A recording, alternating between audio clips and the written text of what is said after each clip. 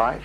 It's involved to the extent that we give meaning to the difficulty. Before it was difficult because of meaning of life, let's say to commit adultery. And now I give meaning to the difficulties. Let's say that I'm talking now another kind of meaning. Of course, if I do effort, I get meaning because of that. Okay. All right, this is the first part, and we remember that here is going to be multiplied by the meaning and here by some objective factors. I don't put them down, but later on we'll fill. Okay. So now we understand this concept that the willpower would be proportional to these factors. The next stage, that this creature, this algebraic creature, should be multiplied now by your self-esteem. The higher your self-esteem, the higher your willpower. The lower your self-esteem, the lower your willpower. Now this is very interesting because before, when we discuss the different arrows, you see that all these factors are different according to each line. So let's say that I'll say willpower I with index I, and I would give desired I, existing I, difficulties I, meaning I.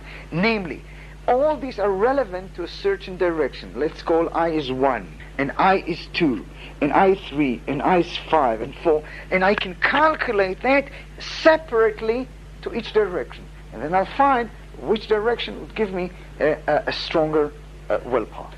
But now we found some kind of a factor which is the same for all the equations, for all the directions. So this self-esteem would not decide the direction of the willpower for the moment, but it's like a vector. Vector has is intensity, is length, and it has this direction. So this basically, for the moment, later on we'll say it's different, but for the moment it does not interfere in the direction, but it would interfere with the strength, the size of the vectors. It can contract or spread all our vectors, because if it's bigger, all our willpowers would be bigger. If it's lower, all our willpowers would be weaker. Is it clear? Therefore, the most difficult mental disease is depression. Because other mental diseases, what they do, say instead of this willpower, you have this willpower. You understand?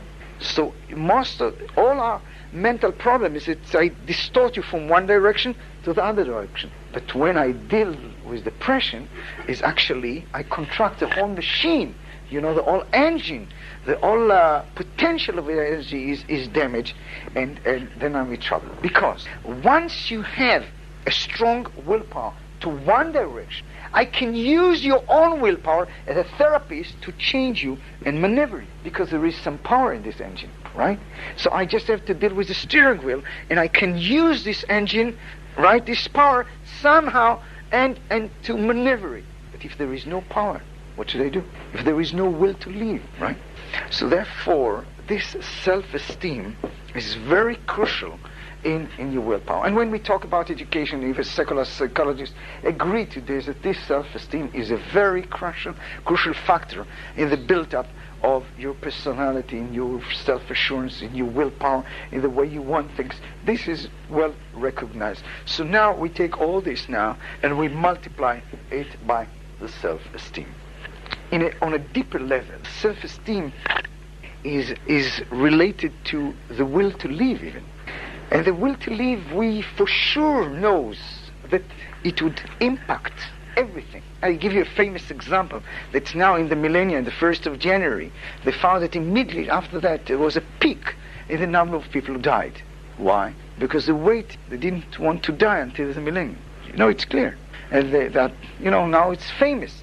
They found a lot of people after Christmas die, every year, right? Because he waited for Christmas. A lot of people, it depends. If his wedding is good, a lot of people die after the early date of his wedding. He waited until his yearly day of wedding.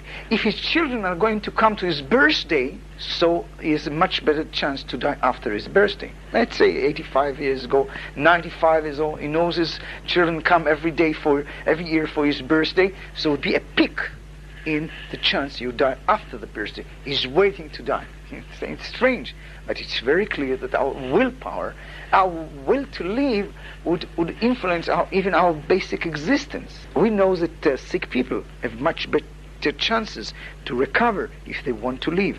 That was checked with wounded soldiers, etc., etc., etc. So when I talk about the self-esteem, you should know that this is just enlargement of a very basic, profound power that basically behind it is a will to live. And one should understand that even that can be damaged seriously, the will to live. But we are going to analyze now in depth how this self-esteem is built, what is composed of. So you keep that in mind, and I'll repeat it later on because my blackboard is so small. All right. Now, the self-esteem is built of a few components. The first one, as I said, is a will to live. This is a very basic gift that we were given. Every healthy person was given with a will to live. This is a basic drive of all. Sometimes we face sick people that even this power is damaged. This is the first one. Now, the second one would be multiplication of mothering love times fathering love. Okay, we have to explain this concept. When I say mother and father, I don't mean necessarily the father and the mother. I call it motherly love and I call it fatherly love, even though the mother is expected to give both and the father is expected to give both. But eventually, naturally, the father is expected to give more of the fatherly love and the mother is expected to give more of the motherly love. So the proportions are different, okay? But the two parts exist in both of them. What is a fatherly love and what is the motherly love? The motherly love is acceptance. The fatherly love is encouragement. And a mother, she accepts her child, right, as is. She's giving him unconditionally.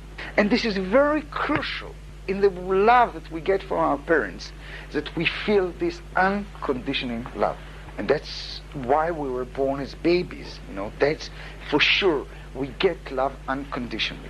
And if people feel that this is in danger, they're in trouble. For example, sometimes people find out that their parent wanted to make abortion, and he didn't do. You can't imagine the trauma, the psychological problems they take with them for life. Because this base feel, I'm not accepted, I was not wanted, it can ruin his life. Because you damage the very essence of this unconditional acceptance. There was not unconditional acceptance. They wanted me to die. They just were stuck with me. Understand? So this is a very crucial thing. Now, this is encouragement. Because if I just would accept you as you are, you would be spoiled. And actually, this is a very dangerous psychological problem. One of the most difficult to deal with. Spoiled kids. Understand? Why? Because there, the emphasis was just on acceptance and not on encouragement.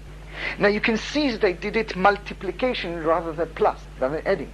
Because if you just have acceptance and no encouragement, really the self-esteem would go to zero. See? So it's a multiplication.